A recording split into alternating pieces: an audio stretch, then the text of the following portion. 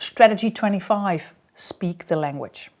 When I started the adventure of becoming a pilgrim and I chose the path of the Via Francigena, you must know I pronounce it Via Francigena, with a harsh ch from our throat as we pronounce this letter in the Netherlands, and the emphasis on the G part, Via Francigena. So imagine me walking my first steps on the path, seeing the first signs of the yellow pilgrim with a knapsack on the white red stickers. I was so excited. So at the top where I could get a stamp in my credential, I was bursting with enthusiasm. The lady asked if I was a pilgrim and she spoke to me in English and I nodded and answered, yes, I just started the Via Francigena.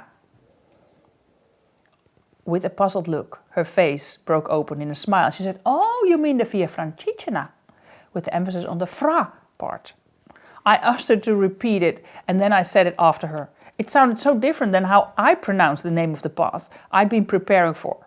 Both were right from our own perspectives, but in Italy, where I was walking, this was the way it should be pronounced. And from that moment on, of course, I used the Italian pronunciation, where people understood right away what I was walking. When I was tired, I sometimes felt in the Dutch harsh way of the Via Francigena, and I could see that people in the B&B or restaurant had no clue what I was doing. As soon as I noticed and returned to the Italian pronunciation, we'd have the connection again. Oh, tu sei una pellegrina. In customer experience, we have our own language of customer journey mapping, UX, closing the loop, MOTS, moments of truth, persona, CX strategy, customer promises, and the list goes on and on and on. In case you sometimes get lost in my CX lingo, in the back of this book, I have a CX terminology list that hopefully explains the wording. In daily conversation of a customer experience manager, the other side of the table might have no idea what we mean. Especially when engaging with others, it's important to find out what language they speak. Maybe even dive deeper and find out what is important to them, their KPIs, their goals, their concerns. But it all starts with language and the meaning we give to those words. An example, I worked in an organization that had done great work in customer journey mapping projects.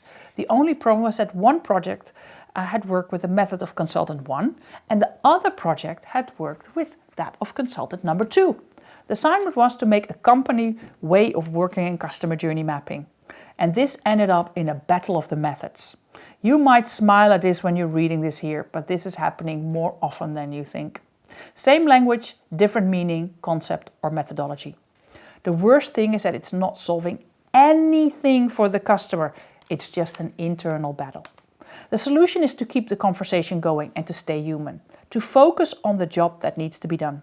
Get the egos out of the room and make sure you're joining forces. The lady behind the counter in Ivrea was my first alert that I could change my pronunciation, and I'm happy I did.